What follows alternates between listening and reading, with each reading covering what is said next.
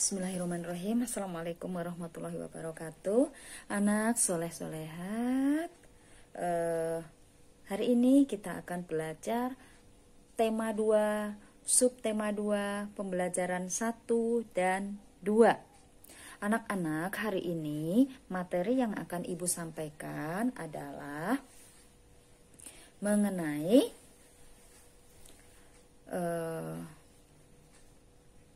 ciri benda, ya, ciri benda padat, kemudian kalimat matematika, ya, kemudian aturan, masih pada aturan, ya. Nah, tujuan dari pembelajaran yang Ibu sampaikan adalah melalui informasi yang Ibu sampaikan, kalian dapat mengetahui ciri-ciri benda padat.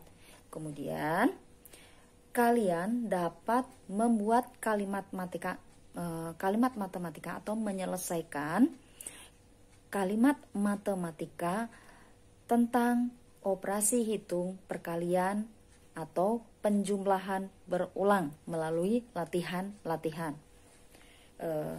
Berikutnya, melalui latihan dalam keseharian, kalian dapat melaksanakan aturan yang ada di manapun kalian berada. Nah, sumbernya apa? Sumbernya masih dari Al-Quran, yaitu surat Al-Baqarah ayat 31 yang isinya tentang bahwa Allah itu mengajarkan Nabi Adam tentang nama-nama benda. Dan surat Al-Ahzab ayat 53 yang di sana isinya mengenai bahwa kita apabila memasuki rumah Nabi, ya, rumah-rumah Nabi, bila diizinkan untuk makan, kita tidak menunggu-nunggu waktu masak makanannya. Namun, jika diundang, masuk. Jika tidak diundang, maka keluarlah agar Nabi tidak malu, ya, dan kita tidak mengganggu. Itu isinya, ya. Nah, karakter apa yang ingin dimiliki, ya, maksud Ibu, karakter yang diharapkan ada pada anak-anak yang nantinya dilatih kemudian menjadi sebuah karakter, ya, kebiasaan-kebiasaan yang akhirnya menjadi sebuah karakter adalah sopan, santun, beradab, teliti, dan pantang menyerah. Itu, ya, anak-anak. Mudah-mudahan dengan pelajaran yang akan kita pelajari hari ini, anak-anak menjadi semakin soleh dan solehat. Baik, ya, selamat menyimak, ya. Anak-anak, kita mulai, ya, belajarnya. Gini, kemarin di sekolah sedang panen jambu. Nah, Ibu memetik jambu sebanyak 7, ya. Kemudian Bu Ratna memetik juga 7. Bu Siti pun memetik 7 buah jambu. Nah, Bu Lili kebagian untuk mengumpulkan jambu-jambu yang sudah Ibu petik, Bu Ratna dan Bu Siti petik juga. Kira-kira berapa, ya, jumlah jambu yang dipetik oleh Bu Yanti, Bu Ratna, dan Bu Siti? Nah, Bu Lili mengumpulkan berapa banyak itu?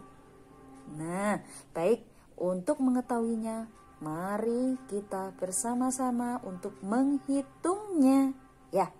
Baik, tunggu. Nih, seperti ini, ya, anak-anak. Pertama, Bu Yanti.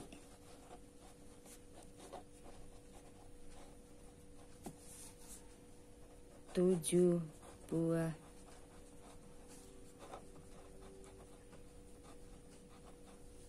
Kemudian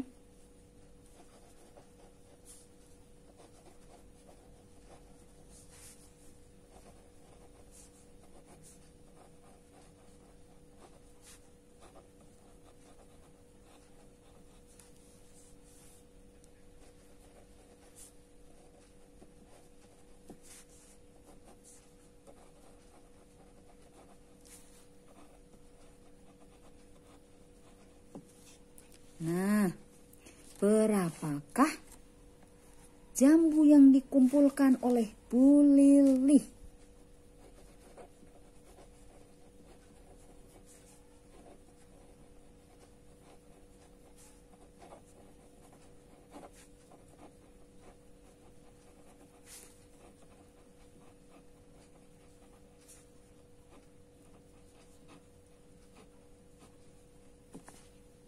Nah, ini seperti kemarin ya. Diketahui, ditanya, ini dijawab. Nah, ingat ketika diperintahkan untuk bagaimana kalimat perkaliannya. Kalimat itu dalam arti bukan ditulis dalam bentuk ABC ya, tapi angka-angka nih, atau operasi hitung dari perkalian dan penjumlahan berulang seperti apa. Nih, seperti ini. Kita lihat di sini ya. Ini jambu yang ibu-ibu petik. Ya. Bu Yanti, Bu Ratna, Bu Siti itu anggap sebagai tempatnya atau wadahnya. Ya. Baik. Wadahnya berarti ada berapa? 1, 2, 3. Baik. Ini. Bu Yanti 7 jambu. Jambunya apa ya? Gitu ya. Gitu ya.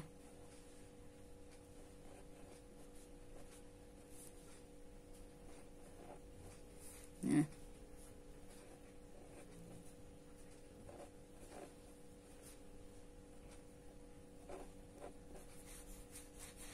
Ini Bu Yanti. Kalau ini misalnya digambarkan ya. Kemudian Bu Ratna,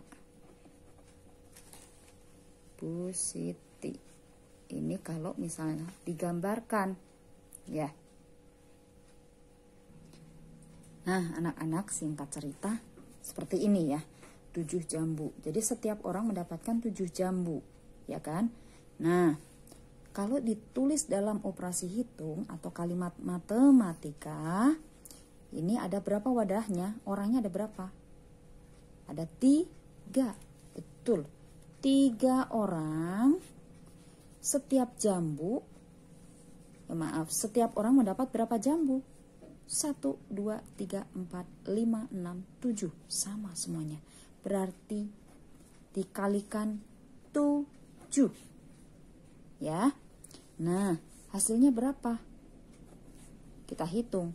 1, 2, 3, 4, 5, 6, 7, 8, 9, 10, 11, 12, 13, 14, 15, 16, 17, 18, 19, 20, 21 jambu. Nah, bagaimana kalau misalnya dibuat dalam operasi penjumlahan? Jambunya ada berapa? 7. Setiap orang ada 7. Semuanya 21, tapi setiap orang mendapatkan 7 jambu. Sedangkan di sini ada 3 orang.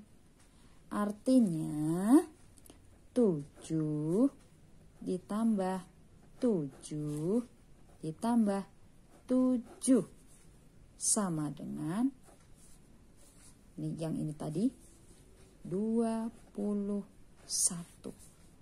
jambu. Oke, bisa dipahami?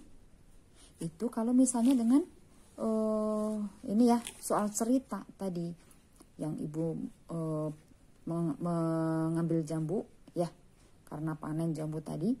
Nah, kalau misalnya langsung ya, langsung dengan kalimat matematika, coba kita jumlahkan ya. Contohnya seperti ini.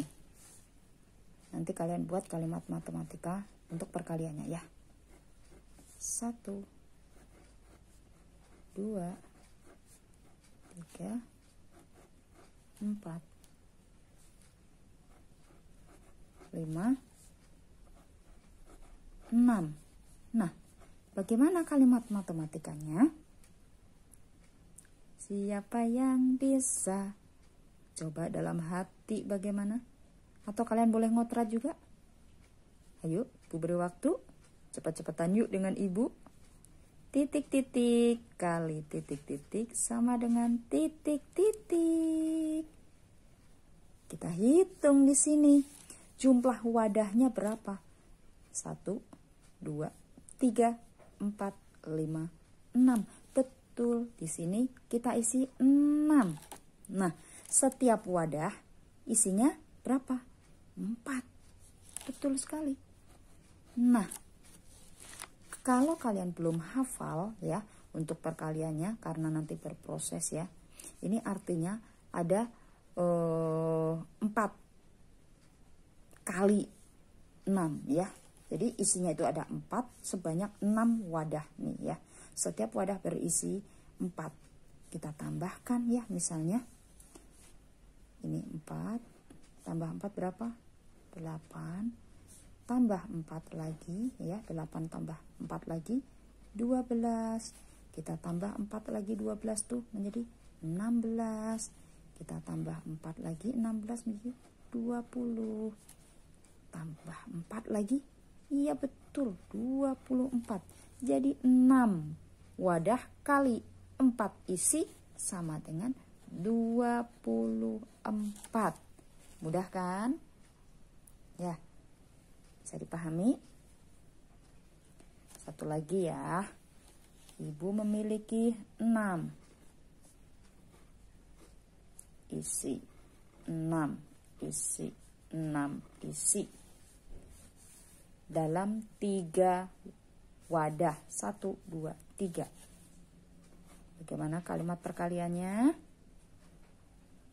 Iya, ada 3 wadah dikalikan 6 isi. Hasilnya sama kalau belum hafal ya, belum lancar. 6 tambah 6 12. 12 ditambah 6 18. Ketemu deh. Berarti 3 kali 6 hasilnya 18. Betul sekali anak-anak. Bagaimana anak-anak? Bisa kalian pahami? Nah, coba sekarang Ibu memiliki soal cerita seperti yang ada di buku kalian ya. Nih, kita lihat halaman 60. Dayu mempunyai 2 buah kotak pensil. Masing-masing kotak berisi 9 pensil.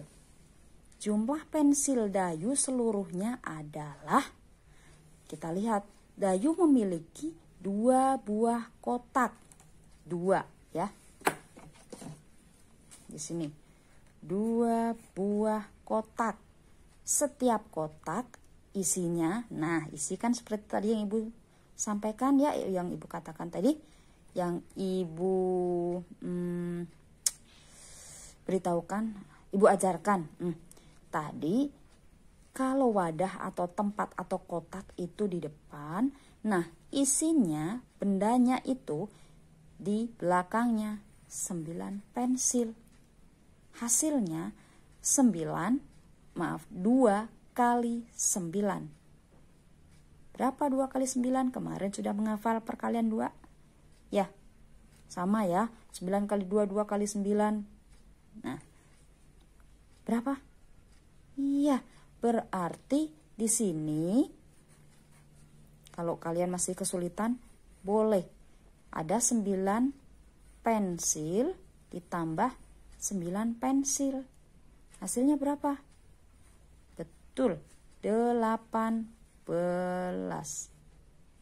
Nah, di sini isinya hasilnya 18. Bisa dipahami? Ya, mudah-mudahan ya semakin bisa. Nah, untuk berlatih nanti Ibu beritahu ya. Kalian mengerjakan cukup 2 sajalah. Yang penting kalian paham dan dapat mengerjakan dengan teliti dan betul ya. Anak-anak, yang kalian kerjakan cukup 2 halaman 61, nomor 2 dan nomor 3. Ya. Untuk untuk latihannya itu saja ya. Tapi kalau kalian ingin lebih lancar lagi, silakan. Tidak apa-apa, bagus. Ini yang nomor 4, nomor 5 kalian kerjakan juga agar lebih lancar lagi. Ya, baik. Anak-anak, tadi kan ibu memetik jambu ya karena panen. Memetik jambu. Menurut kalian kalau jambu termasuk benda apa ya anak-anak? Kan ada 3 macam benda, padat, cair, gas. Nah, kalau jambu betul termasuk benda padat. Nah, kemudian tadi ibu contoh tentang ada 2 kotak pensil ya. Isinya 9 pensil masing-masing kotak. Menurut kalian pensil termasuk benda apa? Iya, betul. Pensil termasuk benda padat. Jadi, benda padat ya, itu banyak sekali di sekitar kita. Ini benda padat, keras ya. Benda padat itu bentuknya tetap, dia tidak akan berubah ya. Ukurannya benda padat juga tetap. Contoh benda padat ya yang tadi ini ibu sebutkan, contohnya pensil ini. Ibu simpan di tangan ya, ibu simpan di tangan nih. Kemudian di tangan. Kemudian ibu simpan juga di atas buku. Nih. Ya. Kemudian ibu simpan di atas kepala. Jatuh. Kira-kira berubah tidak nak ketika ibu simpan di tangan? Telapak tangan. Ibu simpan di atas buku. Kemudian ibu simpan di atas kepala. Berubah tidak bentuknya? Tidak ya. Bentuknya tetap. Jadi benda padat itu dipindah-pindahkan kemana saja tempat atau wadahnya, dia tidak akan mengalami perubahan, akan tetap. Ya. Jadi ciri benda padat itu sifatnya tetap. Ukurannya juga tetap. Walaupun dipindahkan kemana, diwadahi tangan, ya tetap segede ini. Simpan di atas kepala, segede ini. Disimpan di sini, tetap segede ini. Beda dengan yang kemarin tentang benda gas ketika ditiup plastik, beda kan?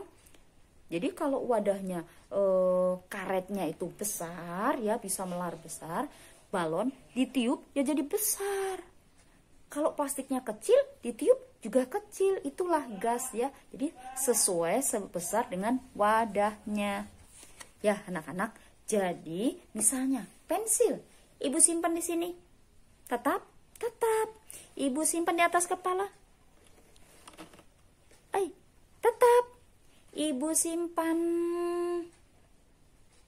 di sikut, tetap. Ya, ukurannya berubah tidak? Tidak, ukurannya tidak berubah. Kemudian misalnya ibu simpan di atas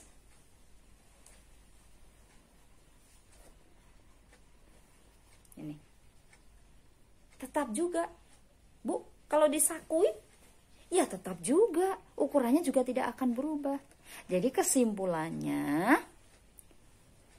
benda padat itu ukuran dan bentuknya adalah tetap.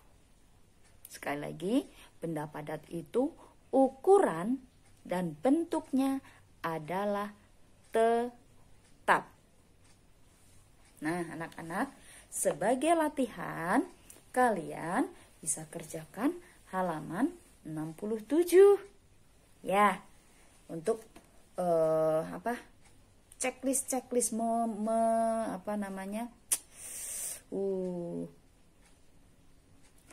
mengamati benda yang ada di sekitar rumah. Kemudian kalian lihat itu termasuk padat atau bukan benda padat. Ada ya nanti di halaman 67 ya. anak-anak, ketika kalian sudah tahu tentang benda padat itu, kalian pasti ingin menggunakannya ya. Misalnya kalian menggunakan simpai. Simpai itu atau hula hoop ya. Hula hoop itu bentuknya lingkaran ya. Bentuk lingkaran, bukan bulat. Kalau bulat itu bola pejal ya. Tapi lingkaran, tengahnya bolong. Contoh yang menyerupai simpai adalah donat, cincin, gelang ya. Nah, anak-anak, suatu saat kalian pergi dengan teman-teman, oh ya, karet gelang bisa ya. Kalian pergi ke rumah teman tuh untuk mengajak teman bermain. Teman, ayo main yuk gitu. Nah, kemudian teman kalian bertanya main apa gitu. Main simpai atau hula hoop gitu. Ada yang udah bisa, ada yang belum ya gitu. Nah, kemudian itu ketika kalian menghampiri teman, atau bahasa daerahnya mah nyamper ya, nyamper teman, menghampiri teman, apa yang kalian lakukan?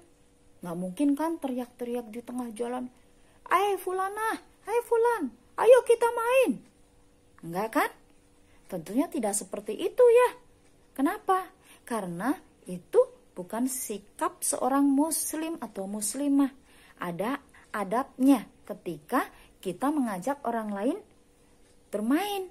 Atau misalnya kita datang ke rumah orang, itu ada adabnya, ada tata caranya, ada aturan ya. Seperti kemarin kita mempelajari tentang aturan kan, bermacam-macam aturan di rumah, di sekolah, dan di mana saja. Nah, sekarang adab kita ketika kita mengajak bermain, misalnya bagaimana? Masa ya langsung kita tarik, kita masuk ke rumah orang, langsung masuk, Fulana, ayo main sama aku. Nggak boleh gitu ya, itu namanya tidak sopan. Bagaimana? Tentu kita ucapkan salam dulu, bukan kita panggil Fulana, Fulan dari depan rumah gitu. Itu tidak sopan. Sebaiknya kita ketok pintu ya, kalau ada pintunya. Kalau misalnya di depan pagar kan tidak ada ya, misalnya tidak ada bel, tidak ada pintu, kan nggak mungkin kita ketok gitu ya. Tentunya kita salam dulu, Assalamualaikum. Kalau misalnya itu teman kita itu muslim ya. Emang boleh bu? Emang nggak boleh bu kita mengucapkan salam dengan orang selain muslim? Ya, sebaiknya tidak. Ya, sebaiknya tidak ya. Paling permisi gitu kalau teman kita itu non muslim. Kalau teman kita muslim ya dengan salam, Assalamualaikum. Tunggu, kita nggak boleh tongak tengok ya, itu tidak sopan. Jadi ketika kita mengucapkan salam, tunggu dulu 3 kali.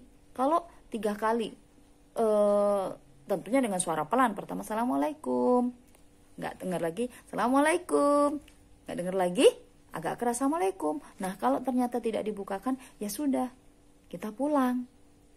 Beda lagi kalau misalnya kita dengan orang tua, tentunya sudah ada komunikasi, udah menggunakan HP ya, itu ya, misalnya ditanya ada di rumah tidak. Nah, sebaiknya